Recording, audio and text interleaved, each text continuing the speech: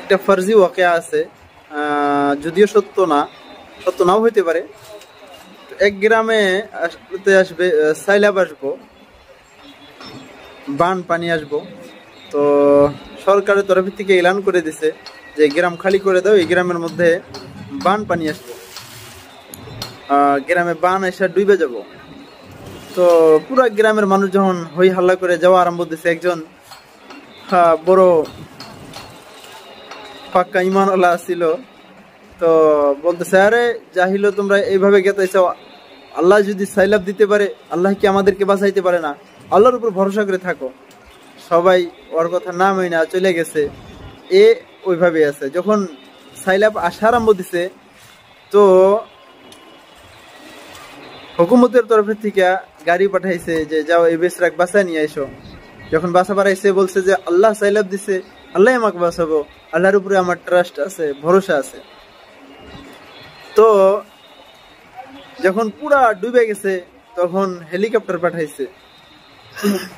পাঠানোর পরে দড়ি নামা দিছে, বলতেছে চিল্লে বলতেছে যে আমার তোমাদের মদতের দরকার নাই, আল্লাহ মদত করবো, আমাকে আল্লাহ বাঁচাবো। অতি শেষে ওই বেচারা ডুবে মরে গেছে।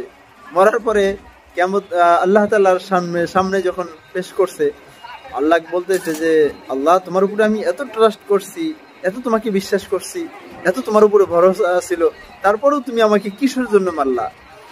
তো আল্লাহ তাআলা বলতেছে, আরে নাদান বান্দা, তোমাকে তো আমি কয়েকবার মৌকা দিছি, তোমাকে আমি আগে এলান করে দেওয়া হয়েছে গ্রামের মধ্যে যে এই গ্রামে সাইলাব এসে ডুবে যাবো, তোমরা ভাগে যাও।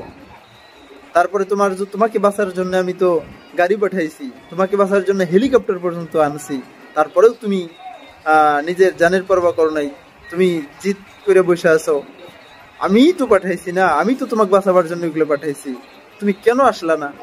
তো আমরা আমাদের মৌকাকে গাওয়ায় না দিয়া আমাদের নিজের হালাতের চিকিৎসা আমরা আমাদের নিজেরই করতে হবে। এই জন্যই আমরা প্রত্যেকটা মৌকার ফায়দা উঠাইতে হবে, আমাদের সুস্থতার ফায়দা উঠাইতে হবে, বিভিন্ন ফায়দা উঠাইয়া আমাদের জিন্দিগি অতিবাহিত করতে হবে।